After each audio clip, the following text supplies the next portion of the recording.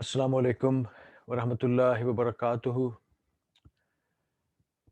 Islamic or Sharia law. The topic of fiqh sunnah continues. Rabbi shrah li sadri wa yassir li amri wa halul uqdatam min lisani yafqahu qawli. Alhamdulillah wassalatu wassalamu ala rasulillah amma ba'd. A'udhu billahi minash shaitanir rajim. Bismillahir rahmanir rahim. This is session number 32. And we start with al-wadi. Wadi is a thick white secretion discharged by some people after urination. It is considered impure. Aisha Rahmatullah alayh said, Wadi comes out after urination. The person should wash the private parts and perform ablution. It is not necessary to perform ghusl. This is related by Ibn al-Munzir.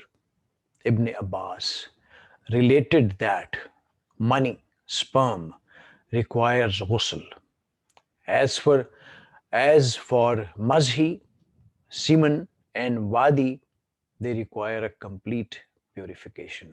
This is related by Al-Athram. Al-Bayhaqi has it with the wording concerning mazhi, prostatic fluid, and wadi, he said, wash your sexual organs and perform the same type of ablution as you perform for prayer. Al-mazhi are prostatic fluid. This is a white sticky fluid that flows from the sexual organ because of thinking about sexual intercourse or foreplay and so on. The person is usually not aware of when exactly it is secreted. It comes from both the male and the female sexual organs, although the amount from the latter is usually more than the former. Scholars are agreed that it is impure.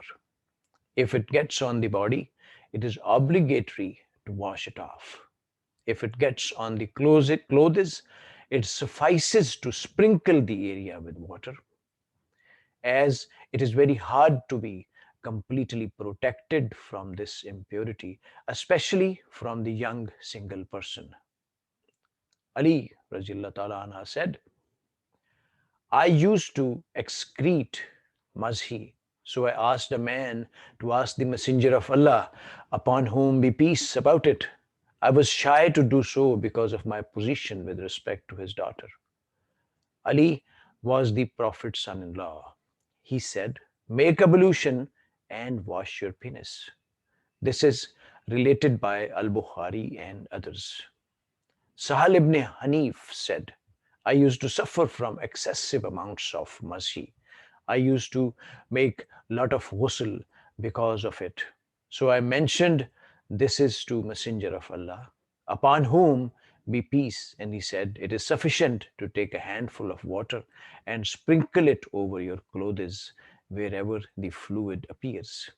The hadith is related by Abu Dawood, Ibn Majah, and At-Tirmizi.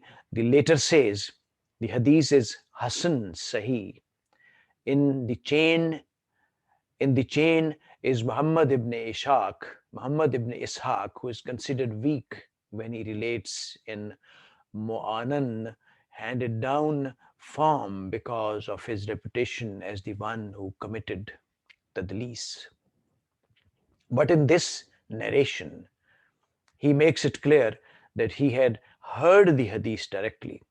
Al-Athram narrated the same hadith with the wording, I was bothered by a great deal of mazhi, so I went to Prophet, upon whom be peace, and informed him of this. And he said, it is sufficient for you to take a handful of water and sprinkle it over the mazhi.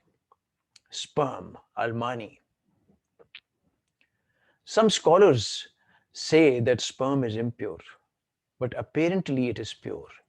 for it is only recommended to wash it off if it is still wet, and to scratch it off if it is dry, said Aisha. I used to scratch the sperm off the Messenger of Allah's clothes if it was dry and wash it off if it was still wet. This is related by Ad-Darakutni, Abu Awana, and Al-Bazar. It is also related that Ibn Abbas said, I asked the Messenger of Allah about sperm on clothes, and he said, it is the same as mucus and spittle. It is sufficient to rub the area with a rag or cloth. The hadith was related by Ad-Darakutni, Al-Bihaqi, and Ad-Dahawi.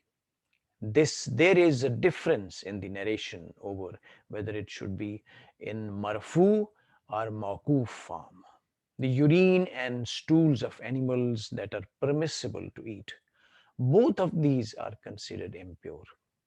Ibn Masud related that Messenger of Allah, upon whom be peace, went to answer the call of nature, and he asked Abdullah ibn Masud to bring 3 stones.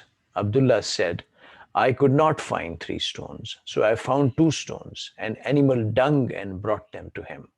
He took the 2 stones and threw away the dung, saying, it is impure. The hadith is related by Al Bukhari, Ibn Majah, and Ibn Khuzaimah. In one narration, it states, it is impure. It is the stool of donkey. A little amount of it is pardoned, though, as it is very difficult to completely protect one's self from it. Al Walid ibn Muslim says, I said to Al Auza'i, what about the urine of animals whose meat is not eaten, like the mule, donkey, and horse?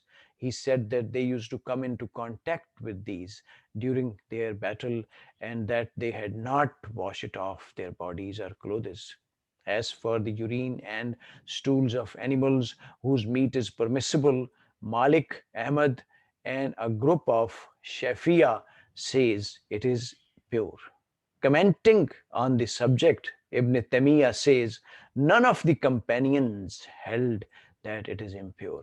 In fact, the statement that it is impure is of recent origin and not from the early generation of the companions. Said Anas, a group of people from the tribes of Ukul or Urana came to Medina and became ill in their stomach.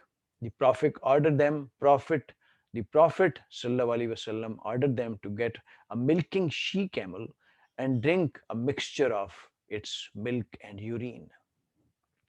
This hadith is related by Ahmad al-Bukhari and Muslim and points to camel's urine as being pure.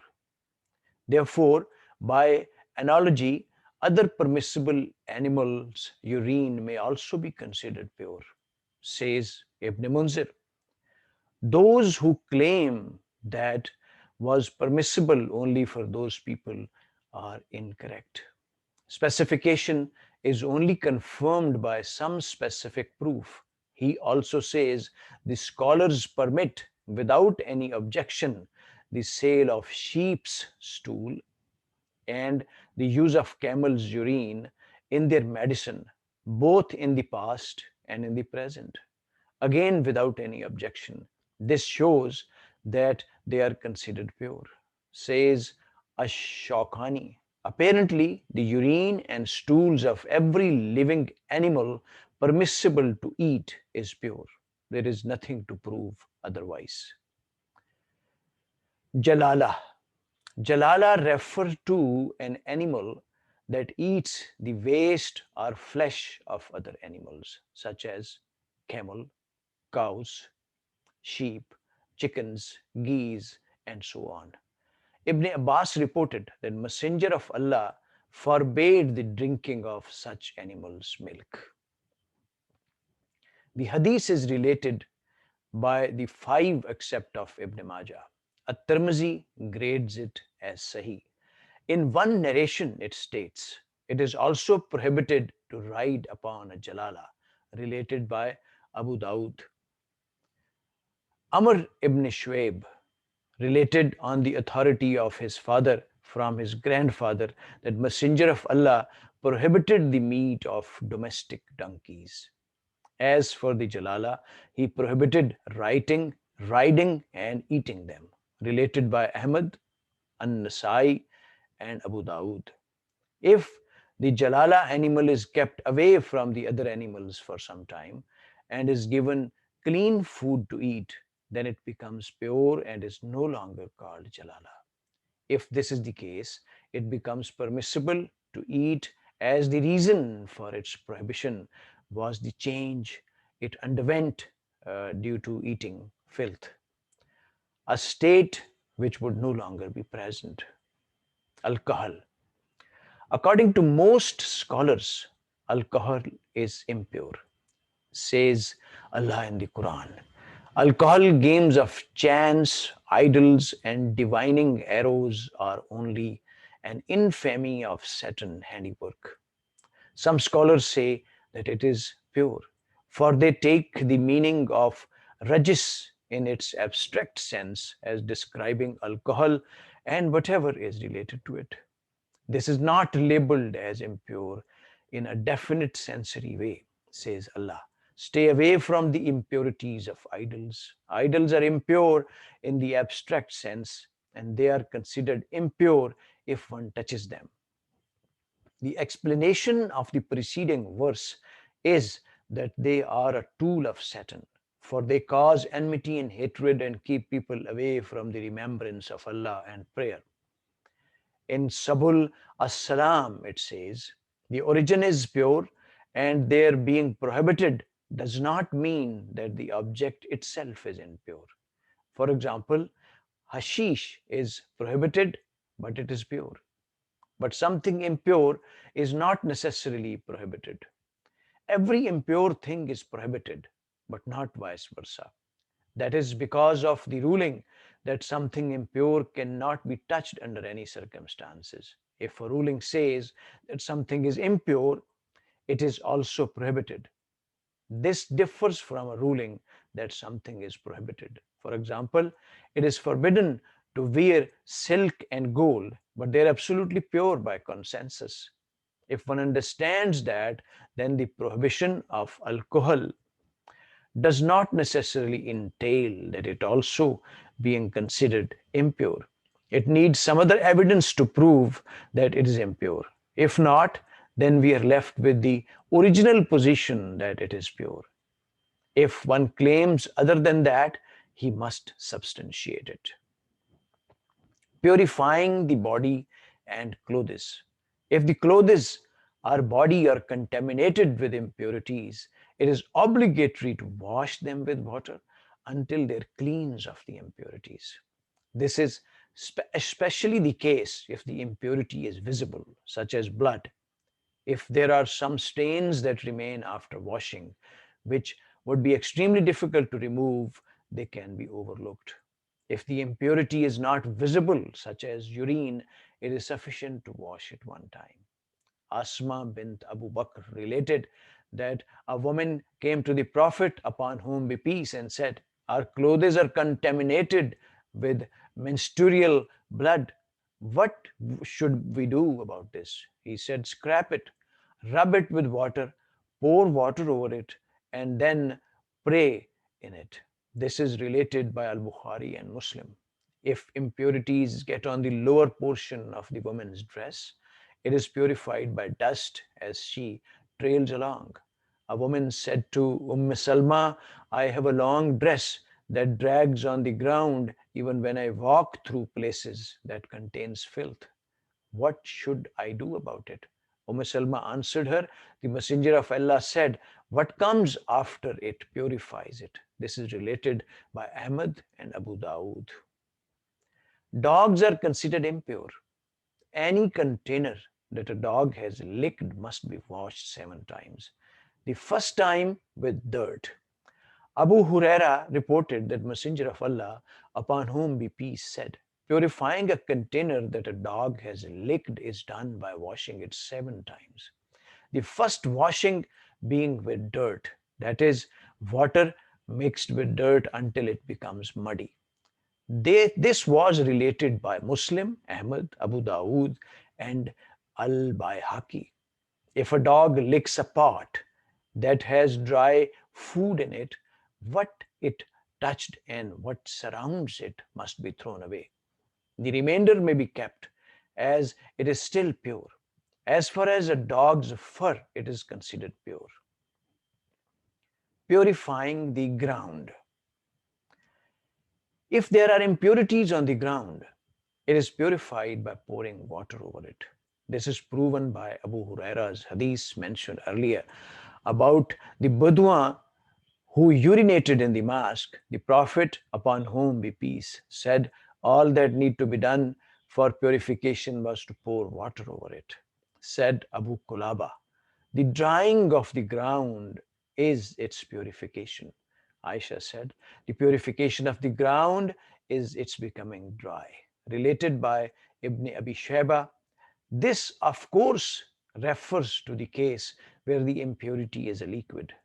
If impurity is a solid, the ground will only become pure by its removal or decay. Purifying clarified butter and other similar substances. Ibn Abbas relates from Maimuna that the Prophet, upon whom be peace, was asked about a mouse that fell into a pot of clarified butter. He said, take the mouse and what is around it out and throw it away. Then eat the rest of your clarified butter. This is related by Al Bukhari. Commenting on the subject, Al Hafiza ibn Hajar says, Ibn Abdul Bar reported that there is agreement that if a dead animal falls into a solid matter, what the dead animal touches and what is around it must be thrown away, provided that one can make sure that animal did not touch the remainder. As for a liquid substance, there is some difference of opinion. The majority says that entire liquid becomes impure. Az-Zuhri, Al-Awza'i, and some other disagree with that opinion. Ladies and gentlemen, uh, this session ends here. So Fiqh Sunnah topic continues. It will take few more sessions. Let's pray very remorsefully and repentfully from Allah subhanahu wa ta'ala to give us the sincere intention and eagerness to learn Holy Quran and Islamic law and rules and commandments sent for us, and Holy Prophet, Sirat, Sunnah, and Hadith. And Allah subhanahu wa ta'ala gives us strength and courage to follow it, to communicate it to others, and to make sure that we are truly sincere in applying it in our countries, world, and our societies as a whole. May Allah subhanahu wa ta'ala be our best guide and protector, and He bestows upon us what is truly suited for us. Please take care of yourselves, your kith and kins, and your environment as a whole. Till next session, inshallah. Allah Hafiz.